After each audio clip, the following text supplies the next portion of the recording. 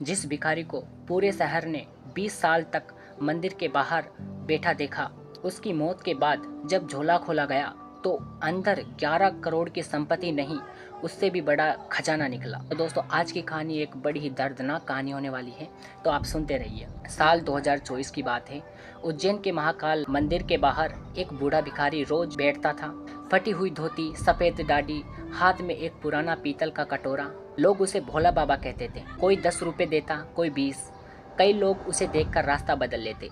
लेकिन एक बात अजीब थी, 20 साल में किसी ने उसे किसी से लड़ते हुए नहीं देखा और न ही कभी मंदिर के बाहर से जाते देखा, मानो वो वहीं पैदा हुआ हो और वहीं मर जाएगा। एक दिन सर्द सुबह लोगों ने देखा कि भोला बाबा अपनी जगह से उठ ही नहीं रहे हैं। डॉक्टर को बुलाया गया, लेकिन तब तक बहुत देर हो चुकी थी। भोला बाबा मर चुके थे।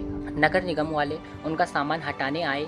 सभी को लगा झोले में फटे कपड़े और कुछ सिक्के होंगे, लेकिन जैसे ही झोला खोला गया, भीड़ सुन रह गई। अंदर एक पुरानी डायरी थी और उसके साथ 47 बैंक लॉकरों की चाबियां। पूरा शहर हिल गया। खबर मीडिया तक पहुंची।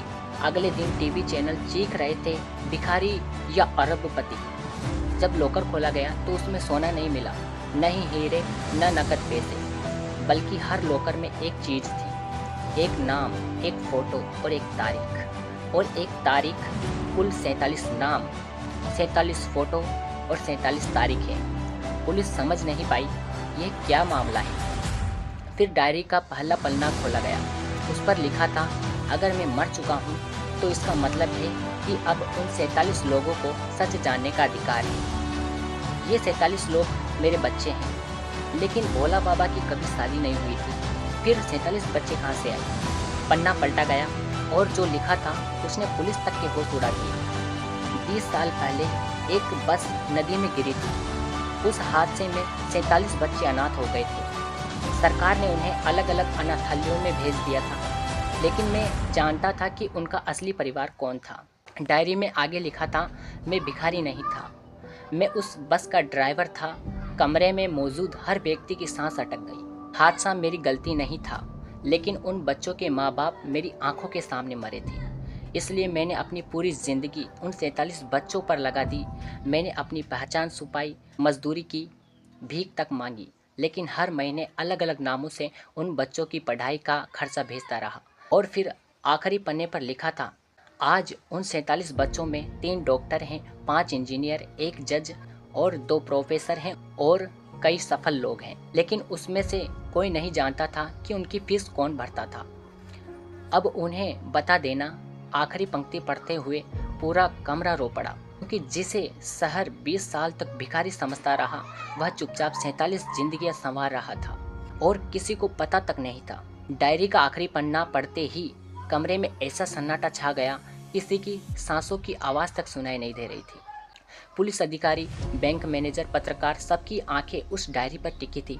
जिस आदमी को पूरे शहर ने भिखारी समझा था, वह पिछले 20 साल से 47 बच्चों की जिंदगियां संवार रहा था। लेकिन कहानी यहीं खत्म नहीं होती। असली झटका अभी बाकी था। डायरी के साथ एक सील बंद लिफाफा भी मिला। उस पर लिखा था, इसे केवल उन 47 बच्चों के सामने खोलना। अगले महीने प्रशासन ने उन सभी लोगों को ढूंढ निकाला। कोई डॉक्टर था, कोई इंजीनियर, कोई वकील, कोई प्रोफेसर और कोई सेना में अधिकारी था। कई लोग विदेशों में भी थे। सभी को बुलाया गया। एक बड़े सभागार में 47 कुर्सियां लगाई गई। हर कुर्सी पर एक नाम लिखा था और मंच पर भोला बाबा की तस्वीर रखी थी। लोग एक दूसरे को देख रहे थे। किसी को समझ नहीं आ रहा था कि उन्हें यहाँ क्यों बुलाया गया है, क्योंकि उनमें से अधिकांश ने कभी भोला बाबा का नाम तक नहीं सुना था। फिर जिलाधिकारी मंच पर आए। उन्होंने पूरी कहानी सुनाई। बस दुर्घटना, अनाथ बच्चे, गुप्त मदद और वह डायरी। कई लोगों की आंखें भर आई। कुछ लोग सिर झुकाकर रोने लगे। उन्हें पहली बार पता चला कि उनकी फीस, किताबें, हॉस्टल और इलाज का खर्च कौन उठा रहा था। तभी वह सीलबंद लिफाफा खोला गया। अंदर सिर्फ एक चिट्ठी थी। जिलाधिकारी ने पढ़ना शुरू किया। मेरे बच्चों, जब तुम यह पत्र पढ़ रहे होगे, तब मैं इस दुनिया में नहीं रहूँगा। तुम सोच रहे होगे कि मैंने अपनी पहचान क्यों छिपाई, क्योंकि मैं नहीं चाहता था कि तुम मेरे एहसान के बोझ तले जियो। सभागार में बैठे लोग चुपचाप सुन रहे थे। पत्र आगे था, तुम्हें हमेशा लगा होगा कि दुनिया ने तुम्हें अकेला छोड़ दिया, लेकिन सच यह है कि तुम्हारे माँ बाप की आखिरी सांसों ने मुझे तुम्हारा रखवाला बना दिया था। कई लोगों की आंखों से आंसू बहने लगे, लेकिन तभी जिलाधिकारी की आवाज़ रुक गई, क्योंकि पत्र के अगले शब्द पढ़कर उनका गला भर आया था। और अब मैं तुम्हें वह सच बताने जा रहा हूँ जो मैंने 20 साल तक छुपाया। पूरा हॉल खामोश हो गया। उस बस का ड्राइवर मैं नहीं था। सभी लोग एक दूसरे का चेहरा देखने लगे। मैं उस बस का एक यात्री था। सब चौंक गए। बस नदी में गिरने के बाद मैं किसी तरह बाहर निकल आया था, लेकिन मैंने देखा कि असली ड्राइवर बच्चों को बचाने के लिए बार बार पानी में कूद रहा था। उसने 19 बच्चों को बचा लिया था, लेकिन 20वीं बार नदी में उतरते समय वह खुद बह गया। सभागार में सन्नाटा छा गया। मरने से पहले उसने मेरा हाथ पकड़कर कहा था, अगर मैं ना बचूं तो इन बच्चों को अकेला मत छोड़ना। उस दिन मैंने वादा किया था और उसी वादे ने मेरी पूरी जिंदगी बदल दी। अब हॉल में बैठे लगभग सभी लोग रो रहे थे, लेकिन पत्र में एक आखिरी बात और लिखी थी। तुम तब मुझे ढूंढते रहे कि मैं कौन था, लेकिन असली नायक मैं नहीं हूँ। असली नायक वह ड्राइवर था जिसने अपनी जान देकर तुम्हें बचाया। इसलिए मेरी आखिरी इच्छा है, मंदिर के बाहर मेरी मूर्ति मत लगाना, उस ड्राइवर की लगाना। और फिर आखिरी पंक्ति थी, इंसान की पहचान उसके कपड़ों से नहीं, उसके कर्मों से होती है। पत्र समाप्त हो गया। पूरा सभागार खड़ा हो गया। कई लोग फूट फूट कर रो रहे थे। कुछ महीने बाद मंदिर के बाहर एक मूर्ति लगाई गई, लेकिन उस पर भोला बाबा का नाम नहीं था। उस पर लिखा था, उस अज्ञात ड्राइवर की याद में जिसने अपनी जान देकर बच्चों को बचाया, और उस अज्ञात इंसान की याद में जिसने पूरा जीवन अपना वादा निभाने में लगा दिया।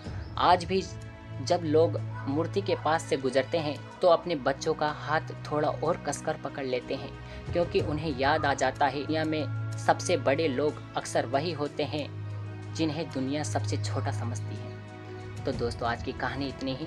ये कहानी एक फेसबुक पेज पर पढ़ी थी मैंने, जो मुझे अच्छी लगी, इसलिए मैंने आप सबके साथ बांटना ज़रूरी समझा।